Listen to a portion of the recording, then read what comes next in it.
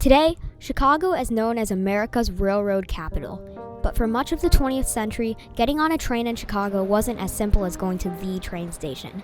There wasn't just one, but there were 6 major passenger terminals surrounding downtown Chicago. But today, only one of those 6 original terminals still serves as a major intercity passenger station. So what happened? How did Chicago go from having 6 massive railroad terminals to just one? Let's take a journey through the rise and fall of Chicago's 6 great train terminals. Let's start with one of the oldest, Dearborn Station. Opened in 1885, Dearborn was built at the southern edge of the loop and quickly became one of Chicago's most important passenger terminals.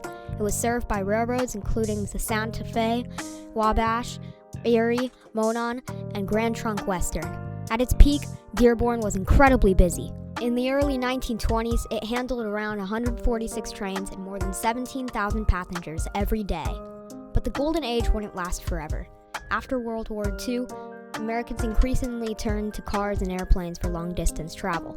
Passenger trains began disappearing, and when Amtrak took over most intercity passenger service in 1971, Dearborn's remaining intercity trains were moved elsewhere. The train shed was demolished in 1976. But unlike 4 of the other terminals, Dearborn's magnificent head house survived. Today, the building still stands as a reminder of the era when Chicago had 6 great railroad gateways. Next up is Central Station, the home of the Illinois Central Railroad.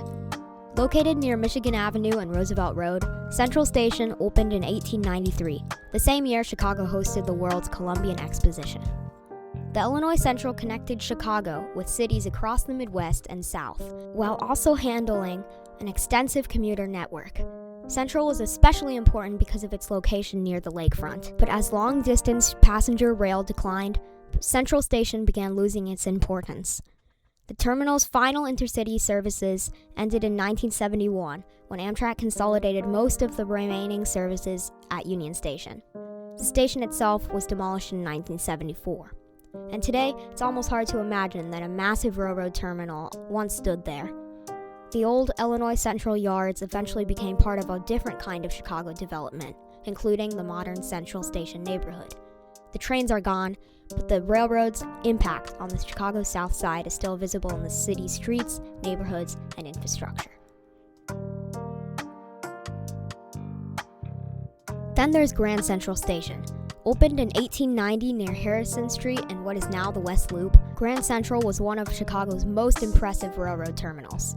It was associated with railroads including the Baltimore and Ohio and Chicago Great Western. But there was one problem.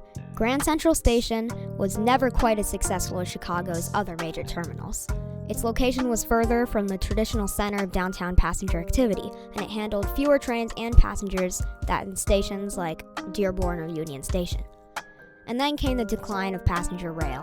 By the time Amtrak arrived in 1971, Grand Central's passenger service was gone. The building was demolished in 1971. Today, almost nothing remains to show that one of Chicago's great 6 train terminals once stood here. Grand Central's story is perhaps the clearest example of how quickly the railroad landscape could change. A magnificent terminal could dominate the city for decades and then disappear almost overnight. Now let's head to the heart of the loop. LaSalle Street Station stood at LaSalle and Van Buren Streets. The station had a long history with multiple terminals occupying the site over the years.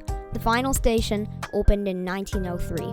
LaSalle was clearly associated with the Rock Island Railroad and railroads connected to the New York Central system.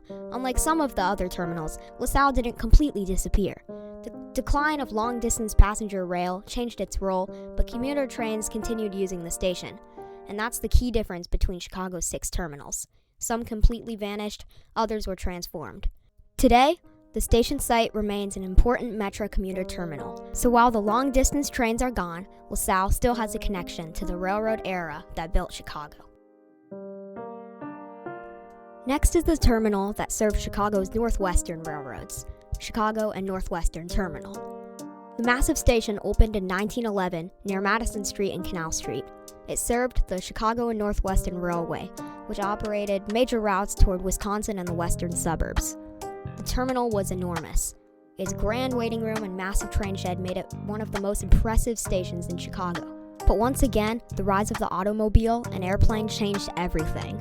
The Chicago and Northwestern eventually stopped operating long-distance passenger trains from the terminal, but commuter rail survived. The historic head house was demolished in 1984 to make way for a new office development. However, the railroad didn't disappear. Today, the site is home to the Ogilvie Transportation Center, one of Chicago's major metro terminals. The architecture changed, the name changed, but the trains kept running. In a way, this is the story of Chicago's railroad network in miniature. The golden age ended, but the commuter rail survived. And finally, we arrive at the station that survived it all, Chicago Union Station. Union Station was designed to solve a problem that plagued Chicago for decades. The city had too many separate railroad terminals. Passengers arriving from one railroad may have to literally cross downtown to catch their next train. Chicago's planners wanted to consolidate the city's passenger railroads into fewer locations. The result was the new Union Station, which opened in 1925. It was enormous, it was elegant, and it was designed to have the central gateway for Chicago's railroads. But even Union Station couldn't escape the decline of passenger rail. After World War II, passenger numbers fell, airlines became increasingly popular, cars dominated the nation's transportation system. Then came 1971. Amtrak was created, taking over most remaining intercity passenger rail service in the U.S. In Chicago, intercity services were consolidated at Union Station. The other major downtown terminals lost their long-distance trains, and suddenly, Union Station had become something it was designed to be decades earlier, Chicago's central intercity railroad gateway. Today, Union Station remains a major hub for both Amtrak and Metra. So what happened to Chicago's 6 great terminals? As cars and airplanes took over long-distance travel, passenger rail declined. 5 terminals lost their long-distance trains, some disappeared completely, others survived by becoming commuter stations. Today, 5 are gone as intercity terminals, but their legacy lives on in every train that crosses this city.